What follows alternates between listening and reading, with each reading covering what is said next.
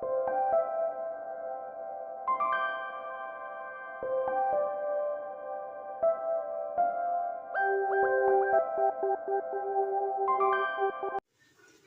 البنات، ان شاء الله تكونوا بخير وعلى خير، هانين ومتهنين يا رب العالمين. مرحبا بكم في قناتي.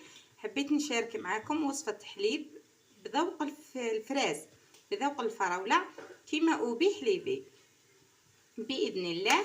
نحتاج المقادير: نحتاج لتر حليب، نحتاج ملعقه نشا، نحتاج 2 ملاعق فلان، نحتاج 2 ملاعق سكر. عندي هنا الكو تاع الفراز لا روملا، هاهي.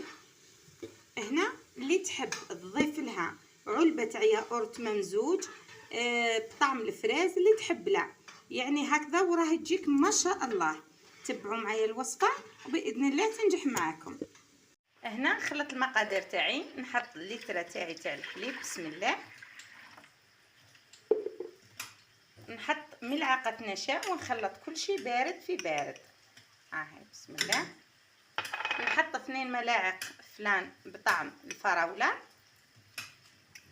صدقوني تجيكم كيما اوبي حليبي. وكما قلت لكم المره اللي فاتت، نديروها في الليل، خليوها تبرد في غرضها، باه غدوه من ذاك تجيكم يعني ما تتفرقش على المشري. تبان فرق كبير يعني بينها وبين كي تشربوها في الليل وبين كي تبات هكذا. شوفوا كي نطيبها شويه هكا ونزيد لها طعم تاع هذا، الطعم تاع الفراوله، هذا الذوق اللي تحب. قلت لكم كي طيب دير لها الياغورت بطعم الفراز دير. هنا البنات بعد ما طابت، ها هي نعطي لكم القوام، ها هي، ها عادي كيما كي طيبي الفلا. شوفوا هنا هذا شوفوا يعني قد ما ندير، ها يعني ما تكثروش وذوقوا.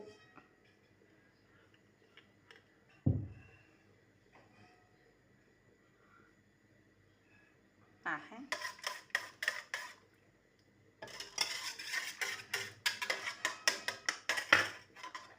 هنا خليها تبرد، ما نفرخها لا في ريسيبيون لا والو، نخليها لكم هنا هكا، نغطي عليها.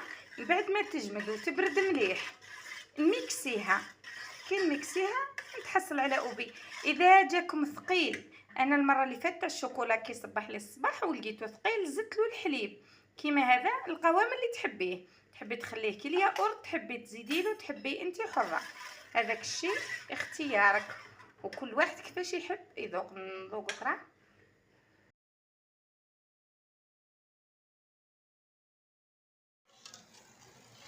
هكذا نخلط ونخليها حتى نطيب باش النشا ما يهبطليش لتحت ويتحرق هكا. ها هو القوام تاعو البنات، هكذا يجي. ميكسي.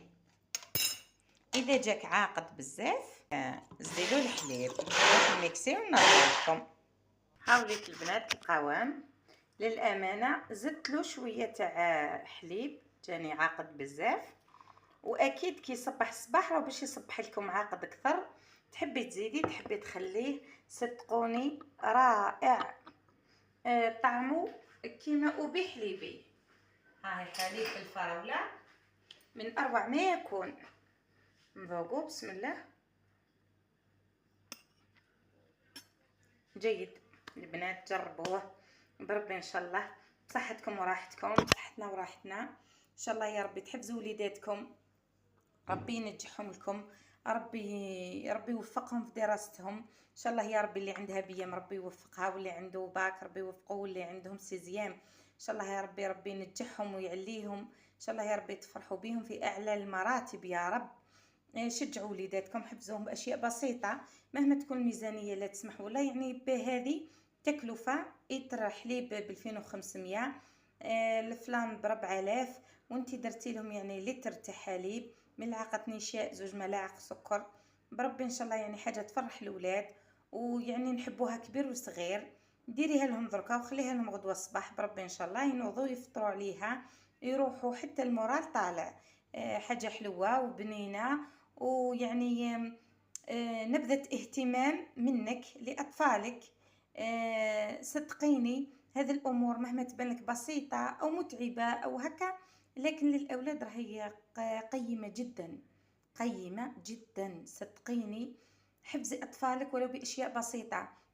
شفتي لو كان تعود عندك الشيكولا تاع دادا وعندك شويه كاوكاو ذوبيه صبيها عليه واعطيه لهم، صدقيني تعطيهم تحفيز، تعطيهم يعني نظرة مختلفة للحياة. الاهتمام تاعك انت تجيك راهي حاجة بسيطة لكن هم راهم عندهم حاجة عظيمة. ان شاء الله يا ربي يا ربي يفرحكم ان شاء الله يا ربي صغارت في كل البيوت الجزائرية. مع السلامة.